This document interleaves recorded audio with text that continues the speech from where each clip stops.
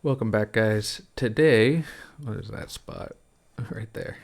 Today we have a knife on loan from my buddy Rob. Rob and I have been good friends for a couple years now. We met in the knife world, and he sends me knives to check out, and I do that likewise. Today we have the Holt Morpheus.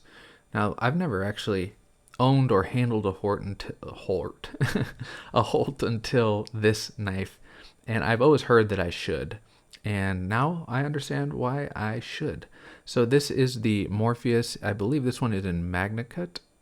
Um, and it is a 3-inch blade and has a flipper tab, titanium liner lock with milling, and cool anodizing. And Holt is an American-made knife, made right here in the U.S., and it is really a fantastic little knife. That is my only gripe with it, that it is little. And just that's purely a taste thing. So let's look at some of the details on this knife. So it's got this blue ano. I'm usually not a blue ano fan. I don't like ano in general, usually. But this blue ano is just immaculate. It's got some bronze that kicks out, that matches this pocket clip, and it is really well done. It shows up more blue on camera. I think it's a little more gray in person. I just really actually very much like it. While we're talking about the scales, there's also obviously the milling in this kind of starburst pattern, which I think starburst, not like the candy, but like a burst of a star. um, that I think looks great and it feels great in hand. It's a little bit slick, but I think that just because of the polish level, but that milling actually helps with that grip, so it feels really great in the hand. Um, and then as we're talking about that too, obviously as we're rolling over, you can see the immaculate fit and finish. That is totally perfect. I don't know if Rob messed with this or the previous owner before Rob, but I love when there's very little gap and it's obviously perfectly centered. Centering doesn't really matter in usability, right? But it's those details that make us seek out, harder to find knives, and knives like this that are, basically handmade in the US. Obviously, there's a lot of machining here. So another cool detail, I like this kind of stubby backspacer that wraps around. The milling in the scales and really match up with kind of the jimping that's there. That's not functional, obviously, but as far as like it's not actually doing anything beyond being really cool, it's a really lovely detail. But I think that the star of the show for this knife in particular is the action. So the detent on this knife is unlike any detent I've ever felt before. When Rob sent it to me, he's like, I want you to think about the Shiros and the Craig Brown knives you own, and that is the action that the Holt has. And I thought that was hyperbolic. I thought he was exaggerating because those are some of the best actions out there, and it'd be really hard to combine that. But he was not. The detent is perfect. It is a drop shut, but not guillotine. It is... I don't know how he does this. And I looked at the detent ball because I was like, is there something special going on there? But I don't think there is. I think it's just perfectly tuned, the lock bar tension, and it makes this sound that is really, really lovely.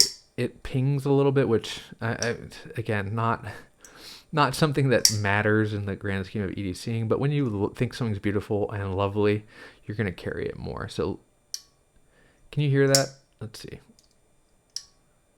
I'll bring it by the mic.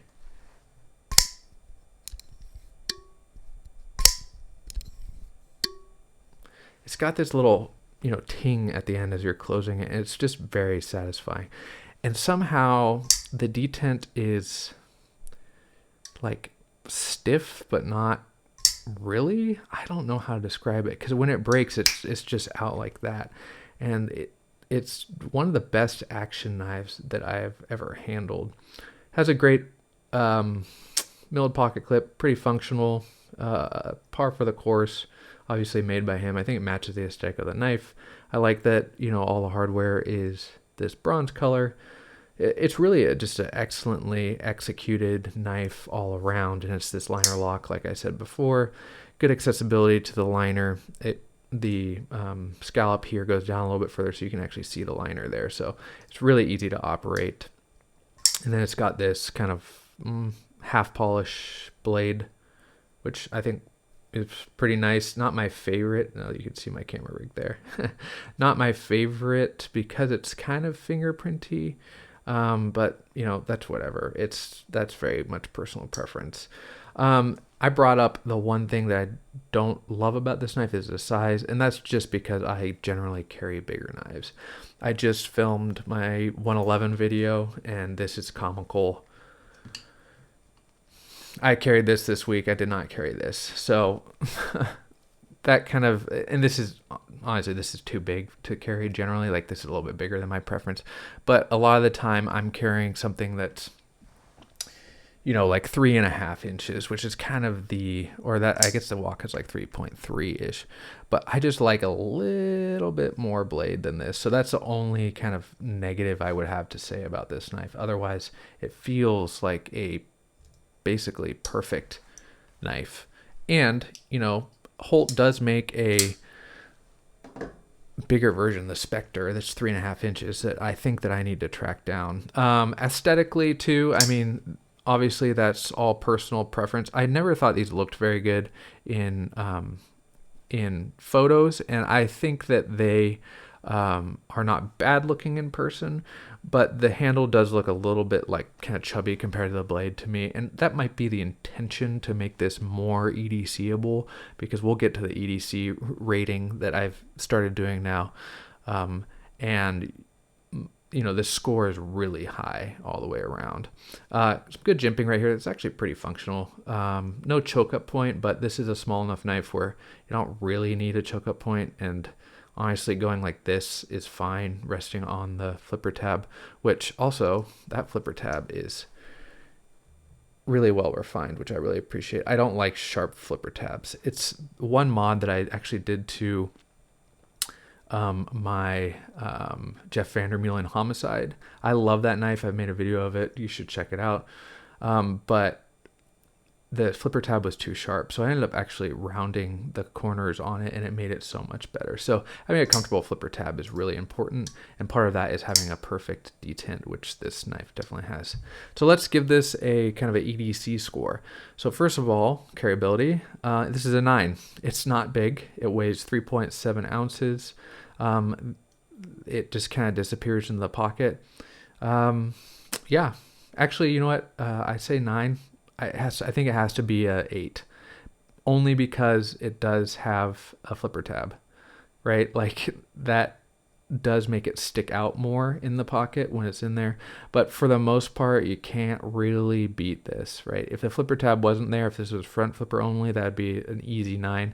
And again, I'm not advocating for that for this knife. I just think that to have a rating system, you have to have some really strict rules. So size, pocket clip, everything. It's a really excellent knife to carry, very easy to carry, and it would get a 8, a 9 without the flipper tab. So we'll say an 8. Then we have the usability, also an 8. This is a great usable knife. Very simple blade shape. Easy to kind of just cut things generally with, and good ergos, fills the hand even though it's small. Really good control on the knife. I just think that you couldn't not give it an 8. It's just a really usable knife, and it's in, it's a simple V grind, not a hollow grind. So I think it's just an obvious 8 for this. But by the way, I don't know that 10s exist in my categories. So 8 is almost as high as you can go. A 9 would be as high as you can go.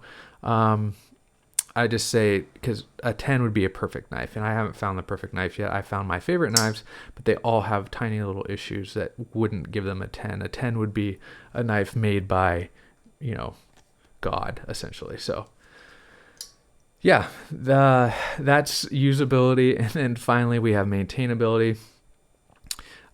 This I would say that this gets like a 6 on maintainability.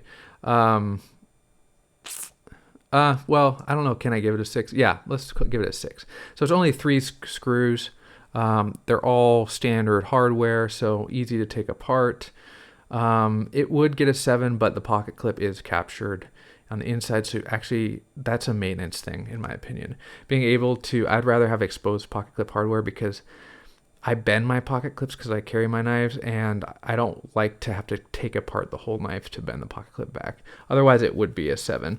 And, the other thing too is that when you're talking about maintainability, you have to consider what the pivot mechanism is, and bearings are always going to be more work than washers. So a washer is always going to win out on the maintainability thing because they don't get gunk in them, really, So bearings are going to be a detractor when you're talking about maintainability.